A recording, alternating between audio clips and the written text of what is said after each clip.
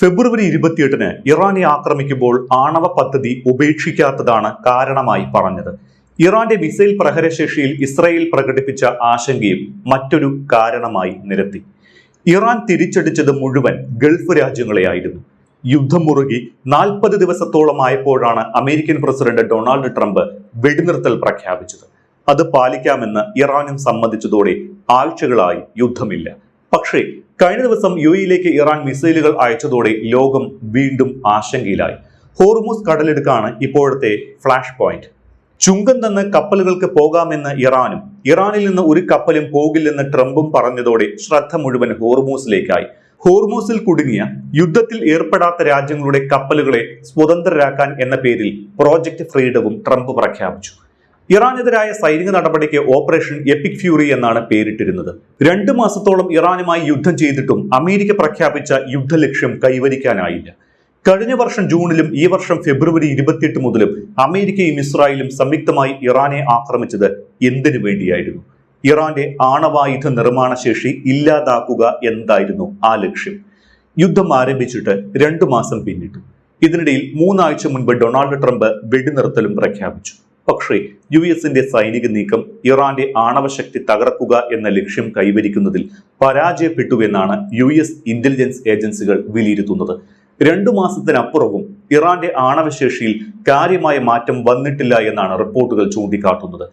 Iran ഒന്ന് തീരുമാനിച്ചാൽ മുൻപ് ആണവായുധം നിർമ്മിക്കാൻ വേണ്ടി വന്നിരുന്ന അത്രയും സമയം കൊണ്ട് തന്നെ ഇപ്പോഴും ആണവായുധം നിർമ്മിക്കാനുള്ള ശേഷി അവശേഷിക്കുന്നുണ്ട് എന്നാണ് ഇന്റലിജൻസ് വൃത്തങ്ങൾ ചൂണ്ടിക്കാട്ടുന്നത്.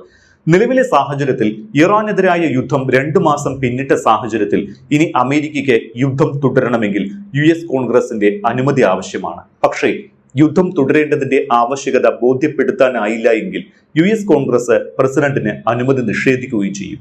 ഈ ഘട്ടത്തിലാണ് ഡൊണാൾഡ് ട്രംപ് താൽക്കാലിക വെടിനിർത്തൽ പ്രഖ്യാപിച്ചത്. ഇനി ഇറാനെ ആക്രമിക്കണമെങ്കിൽ പ്രധാനമായും ആക്രമിക്കേണ്ടതിന്റെ അനിവാര്യത യുഎസ് കോൺഗ്രസിനെ ബോധ്യപ്പെടുത്തണം. അതിന് ട്രംപിന് സാധിക്കില്ല. അതിനെല്ലാം ഉപരി ഇക്കഴിഞ്ഞ 2 മാസത്തോളം യുദ്ധം ചെയ്തിട്ട് എന്ത് ലക്ഷ്യമാണ് കൈവരിച്ചത് എന്ന് അമേരിക്കൻ കോൺഗ്രസിനെ ബോധ്യപ്പെടുത്തുകയും വേണം. ഇത് പ്രസിഡന്റ് ട്രംപിനെ സംബന്ധിച്ചിടത്തോളം അത്ര എളുപ്പമല്ല. 2 മാസമായി തുടരുന്ന യുദ്ധത്തിന് ശേഷവും ഇറാന്റെ ആണവശേഷിയിൽ കാര്യമായ മാറ്റം വന്നിട്ടില്ലെങ്കിൽ യുദ്ധലക്ഷ്യം പാളി എന്നാണ് അർത്ഥം. അങ്ങനെ വരുമ്പോൾ യുദ്ധത്തിൽ പുരോഗതി ഇല്ലെങ്കിൽ പിന്നെങ്ങനെ യുഎസ് കോൺഗ്രസ് യുദ്ധം തുടരാൻ ട്രംപിന് അനുമതി നൽകും?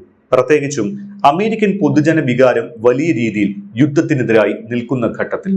നിലവിലെ വിലയിരുത്തലുകൾ അനുസരിച്ച് ഇറാൻ ആണവായുധം നിർമ്മിക്കാൻ തീരുമാനിച്ചാൽ അതിന് അവർക്ക് വേണ്ടിവരുന്ന സമയം പരമാവധി 1 വർഷമാണ്. അതായത് ഓപ്പറേഷൻ മിഡ്നൈറ്റ് ഹാമർ എന്ന പേരിൽ ഇറാനെ ആക്രമിക്കുമ്പോൾ എന്തായിരുന്നു സ്ഥിതി, അതേ സ്ഥിതി തന്നെ ഇപ്പോഴും തുടരുന്നു എന്ന് സാരം. ഫെബ്രുവരി 28-ന് ആരംഭിച്ച ഓപ്പറേഷൻ എപ്പിക് ഫ്യൂറി പ്രധാനമായും ഇറാന്റെ പ്രതിരോധ സംവിധാനങ്ങളെയും സൈനിക കേന്ദ്രങ്ങളെയുമാണ് ലക്ഷ്യം വെച്ചത്. എന്നാൽ ഇറാന്റെ പക്കലുള്ള സമ്പുഷ്ടീകരിച്ച യുറേനിയം ശേഖരം ഇപ്പോഴും സുരക്ഷിതമായി തുടരുന്നു എന്നത് അമേരിക്കയ്ക്ക് തീരാ തലവേദനയാകും. ഇറാന്റെ ആണവ പരീക്ഷണ കേന്ദ്രങ്ങൾ ഭൂമിക്കടിയിൽ ആഴത്തിൽ സ്ഥിതി ചെയ്യുന്നതിനാൽ യുഎസ് മിസൈലുകൾക്ക് ഇവ പൂർണ്ണമായും തകർക്കാൻ സാധിച്ചിട്ടില്ല. നദാൻസ്, ഫർദോ, ഇസ്ഫഹാൻ എന്നീ ആണവ കേന്ദ്രങ്ങൾ 2025 ജൂണിലെ ഓപ്പറേഷൻ മിഡ്നൈറ്റ് ഹാമറിൽ തന്നെ തകർക്കപ്പെട്ടുവെങ്കിലും ആണവായുധം നിർമ്മിക്കാൻ ആവശ്യമായ 60% സമ്പുഷ്ടീകരിച്ച യുറേനിയം തൊടാൻ സാധിച്ചിട്ടില്ല. അത് അപ്പോഴേക്കും സുരക്ഷിതമായ മറ്റേതോ കേന്ദ്രത്തിലേക്ക് ഇറാൻ മാറ്റിയിട്ടുണ്ട്. അന്താരാഷ്ട്ര ആണവോർജ ഏജൻസിയുടെ നിഗമന പ്രകാരം യുറേനിയം ശേഖരം ഇപ്പോഴും സുരക്ഷിതമാണ്. അത് കൈക്കലാക്കാൻ ഇസ്ഫഹാനിലെ ഭൂഗർഭ തുരങ്കങ്ങളിലേക്ക് അമേരിക്കൻ കരസേനയെ അയക്കുന്ന സാഹസിക നീക്കങ്ങളെക്കുറിച്ചും വൈറ്റ് ഹൗസ് ആലോചിച്ചിരുന്നു. എന്നാൽ ഇത് അത്യന്തം സാഹസികമായ ഒരു നീക്കമാകുമെന്ന് ഉറപ്പാണ്. കാരണം ഇറാനോട് വ്യോമയുദ്ധത്തിൽ മുട്ടിനിൽക്കുന്നത്ര എളുപ്പമാകില്ല കരയുദ്ധം. അതുകൊണ്ട് തന്നെയാണ് കരയുദ്ധത്തിന് സൈനികരെ അയച്ചോളൂ, ശവമായിട്ട് തിരിച്ചു തരാം എന്ന് ഇറാൻ കർശനമായി തന്നെ മുൻപ് പറഞ്ഞിട്ടുള്ളത്. അതുകൊണ്ട് അത്തരമൊരു സാഹസത്തിന് ട്രംപ് മുതിരും എന്ന് തോന്നുന്നില്ല. ഇറാന്റെ ആണവ നിർമ്മാണ ശേഷി തകർക്കുക, ഇറാനിൽ ഭരണമാറ്റം നിലവിൽ വരുത്തുക, ഇതായിരുന്നു പശ്ചിമേഷ്യയിൽ യുദ്ധം ആരംഭിക്കുമ്പോൾ ട്രംപിന്റെ മനസ്സിൽ. യുദ്ധത്തിന്റെ ആദ്യ ദിവസം തന്നെ ഇറാൻ പരമോന്നത നേതാവ് ആയത്തുള്ള അലി ഖമനിയെ വധിച്ചതോടെ ഇറാൻ ചൊൽപ്പടിക്ക് നിൽക്കുമെന്നും കാൽച്ചുവട്ടിൽ നിൽക്കുമെന്നും അമേരിക്കയും ട്രംപും കരുതി. എന്നാൽ അവിടെ മുതൽ കണക്കുകൂട്ടലുകൾ പിഴച്ചു. അലി ഖമനിയ്ക്ക് പകരം മുജ്തബ ഖമനിയെ സുപ്രീം ലീഡറായി വൈകാതെ തന്നെ ഇറാൻ തെരഞ്ഞെടുത്തു. മാത്രമല്ല ഫെബ്രുവരി 28-ലെ ആക്രമണത്തിന് അന്നു വൈകുന്നേരം തന്നെ തിരിച്ചടിച്ചുകൊണ്ട് ഇറാൻ പകരം വീട്ടി.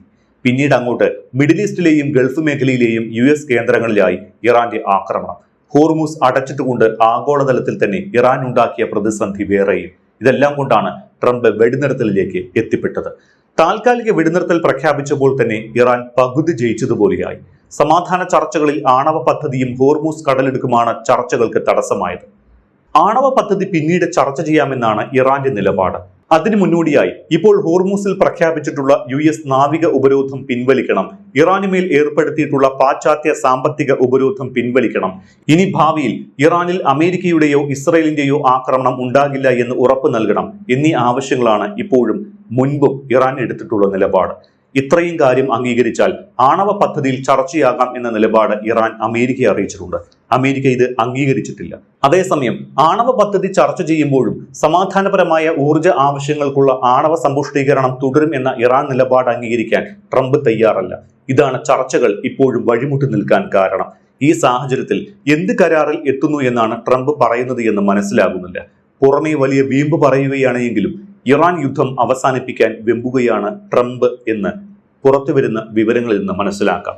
ഹോർമൂസിലെ നാവിക ഉപരോധം തുടരുമ്പോൾ ഇറാൻ ചർച്ചയ്ക്ക് വരുമെന്ന പ്രതീക്ഷയിൽ തന്നെയാണ് ട്രംപ്.